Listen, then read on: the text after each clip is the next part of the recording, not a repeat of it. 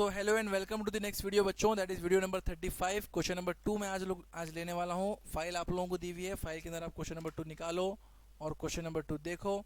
मैं भी क्या करता हूँ, फाइल निकालता हूँ, क्वेश्चन नंबर 2 पे जाता हूँ। तो मैं भी क्वेश्चन नंबर 2 पे आ गया। क्या बोल रहा है देखो, following is the balance sheet of A limited and its subsidiary company B limited as on 31 दिसंबर 2019। 31 दिसंबर 2019 की बात है। आप लोगों को बैलेंस शीट दी है ए की भी और बी की भी। क्या बोलता है देखो, शेयर कैपिटल 2 लाख नहीं 25 लाख और 6 लाख। जनरल रिजर्व 1/1/19 की बात है। 1/1/19 को जनरल रिजर्व कितना है, 3,60,000 और इनका है 1,20,000। प्रॉफिट एंड लॉस 1/1/19 को मतलब साल चालू हुआ जब 1 लाख ए का था और बी का 96,000।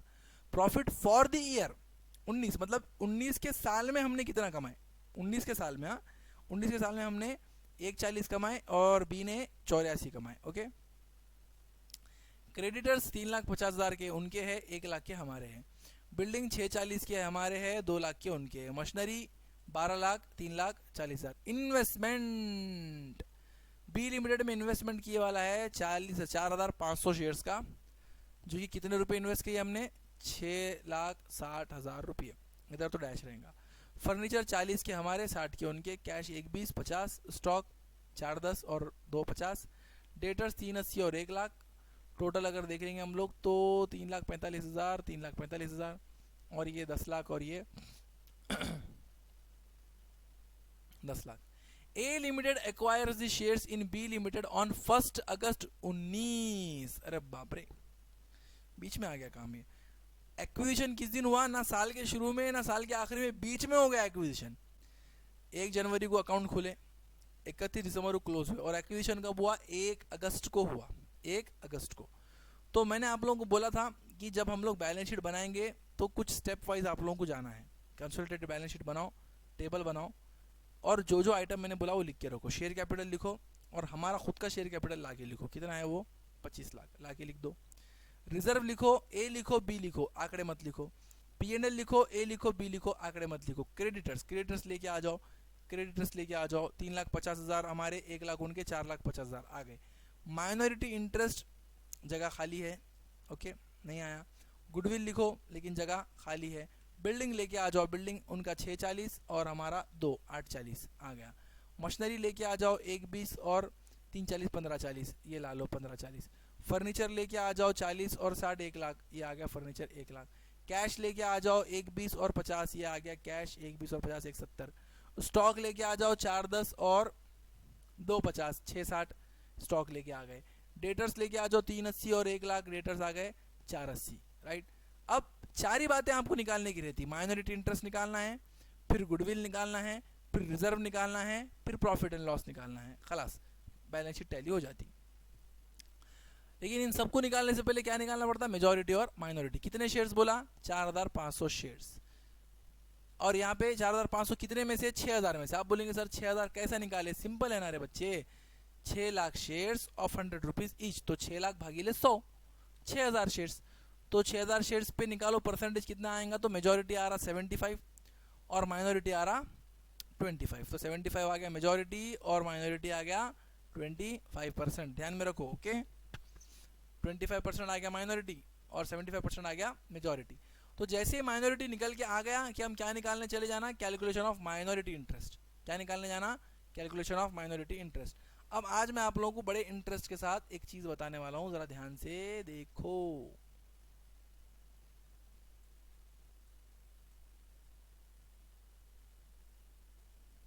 ये देखो, ये जनवरी है और ये दिसंबर है, ओके राइट। यहाँ पर हो रहा है कंसोलिडेशन। क्या हो रहा है यहाँ पर, ये बहुत गंदा जा रहा है, रुको एक सेकेंड।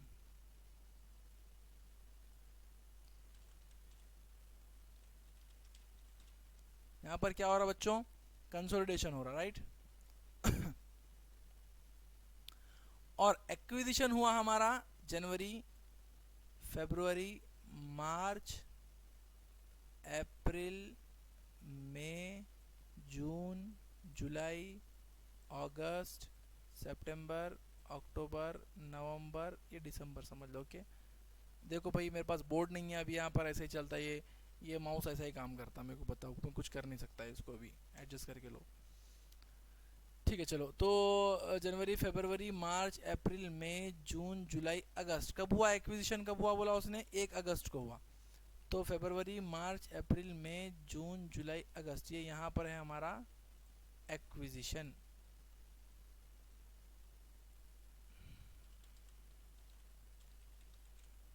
यहाँ ये डेट को हो रहा है एक्विजिशन, राइट। तो ये यहाँ पर क्या है, यहाँ पर है, ध्यान में रखो, यहाँ पर क्या है,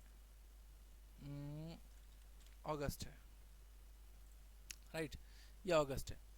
तो अब हम लोग पहले क्या निकालने जा रहे हैं, ये बहुत ज़बरदस्त चीज़ तुम लोगों को दिखा रहा हूँ, ये जो, हाँ ये जो है ना, ये बहुत अच्छा आइटम है, इसको देखो, ये करे, ये बनाए एक बार आप लोग, कि आपका प्रॉब्लम फटाफट सॉल्व हो जाता, फटाफट होल्डिंग सॉल्व होता, मैं बोल रहा आपको। तो इस डेट के ऊपर, कंसोलिडेशन की डेट के ऊपर आप लोगों को क्या निकालना है, माइनॉरिटी इंटरेस्ट, और इस डेट के आंकड़ों में आपको क्या निकालना है, गुडविल, बस इतना ही काम अपने को करना है। तो चलो ज़रा देखेंगे अपन क्वेश्चन। तो मैं निकालने जा रहा हूँ माइनॉरिटी इंटरेस्ट। माइनॉरिटी इंटरेस्ट कौन सी डेट का निकालूंगा, कंसोलिडेशन की डेट का। तो कंसोलिडेशन की डेट का आंकड़े मैं लेके आता हूँ, ज़रा देखो। तो ये जो बैलेंस शीट के अंदर आंकड़े रहते हैं, ये पूरे काय के रहते हैं, कंसोलिडेशन की डेट के आंकड़े रहते। तो क्या क्या लेना पड़ता, शेयर कैपिटल लेना पड़ता नेटवर्थ के लिए, रिजर्व एंड सरप्लस, बोल तो रिजर्व और P&L दोनों लेना पड़ता, दोनों P&L लेना पड़ेगा, ये वाला प्रॉफिट भी और ये वाला प्रॉफिट भी। ओके तो लेके आओ फिर, अभी यहाँ पे बैलेंस शीट के ऊपर यहीं पर लेकर आओ उसको। तो यहाँ लेके आएंगे अपन, एक एक से लगाएंगे। तो कितना है ज़रा देखो, तो ये 6 लाख प्लस 1,20,000 प्लस 96,000 प्लस 84,000, ये सबको आप ऐड करेंगे।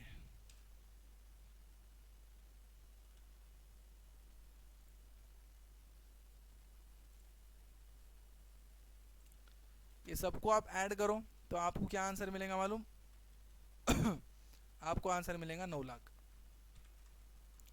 तो इसका मतलब जिस दिन कंसोलिडेशन हो रहा है उस दिन वैल्यू नेटवर्थ कितना है, 9 लाख रुपए का नेटवर्थ है। समझ में ये बात, 9 लाख रुपए का नेटवर्थ है उस दिन, ध्यान में रखो बात, 9 लाख रुपए का नेटवर्थ है। 9 लाख रुपए पे 25% निकालो आप लोग, 9 लाख रुपए का नेटवर्थ मिल गया ना आपको, उस पर 25% निकालो तो कितना आएगा, 2,25,000 रुपये, वो है इनका माइनॉरिटी इंटरेस्ट। समझ में आ गई बात, ओके ओके। तो चलो आगे चलेंगे, ये आ गया। उसके बाद में मैं निकालने जा रहा हूँ गुडविल। तो कैलकुलेशन ऑफ गुडविल, गुडविल कौन सी डेट पे निकालना है, डेट ऑफ एक्विजिशन पे, एक्विजिशन की डेट पे गुडविल निकालना है। तो यहाँ पे निकालना पड़ेगा अपने को गुडविल अगस्त की डेट का। तो अगस्त की डेट का अगर आप गुडविल निकालेंगे तो क्या निकाल करना पड़ेगा आप लोगों को, share capital, reserve and surplus मिलाना पड़ेगा। तो शेयर कैपिटल कितना है, 6 लाख। अच्छा रिजर्व कितना है ज़रा देखो, तो रिजर्व 1/1/19 को भी इतना ही था, और आज अकाउंट क्लोज करे तो भी इतना ही है। मतलब रिजर्व 1 अगस्त के दिन कितना था होगा, देखो 1 जनवरी को रिजर्व 1,20,000 रुपये था, और आज साल खत्म हो गया तो भी 1,20,000 है। तो पूरे साल तमाम हर डेट को रिजर्व कितना रहा, 1,20,000 ही रहा। तो 1 अगस्त को कितना था होगा, 1,20,000 ही था होगा रिजर्व, राइट। फिर प्रॉफिट, प्रॉफिट ये कब का है, 1/1/19 का है। 1/1/19 का प्रॉफिट भी 1 अगस्त को था होगा, और इस साल का प्रॉफिट नहीं था होगा, है ना, ये तो पूरे साल का है। 1/1/19 का प्रॉफिट 1 अगस्त को भी था, तो 1 अगस्त को भी था 1/1/19 का प्रॉफिट, वो भी हमने ले लिया। लेकिन अब लफड़ा क्या हो गया देखो, 84,000 रुपीज हमने पूरे इस साल में कमाए, 2019 के प्रॉफिट फॉर द ईयर 19 का जो पूरा ड्यूरेशन गुजरा ना, मतलब ये जो पूरा ड्यूरेशन निकला जनवरी टू दिसंबर, ये पूरे ड्यूरेशन में यहां से लेकर के तो ये यहां तक, ये पूरे ड्यूरेशन में हमने क्या किया मालूम है क्या, 84,000 रुपीज कमाए। समझ में ये बात, ये पूरे ड्यूरेशन में यहां से लेकर के तो यहां तक हमने कितने रुपये कमाए, 84,000 रुपीज कमाए। तो अब ये पूरे ड्यूरेशन के मतलब ये पूरे 12 महीने के ना, कितने महीने के, पूरे 12 महीने के पैसे कमाए। तो अब देखो क्या करना पड़ता मालूम है क्या, आपको महीने काउंट करके लेना पड़ता। कैसा काउंट करके लेंगे हम लोग, देखो 84,000 भागीले 12, इसका मतलब हर महीने कितना रुपया कमाए, 7,000 रुपया कमाए, राइट। कितना रुपया कमाए, 7,000।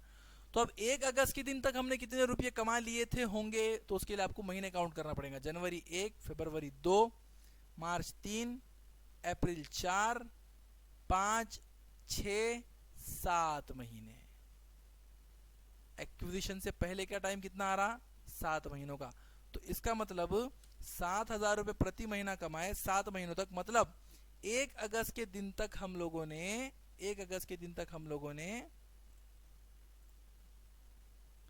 49,000 कमा लिए थे। बात समझ में आई क्या? 1 अगस्त के दिन तक हम लोगों ने 49,000 कमा लिए। तो अब इसका नेटवर्थ कैसा निकालेंगे जरा देखो।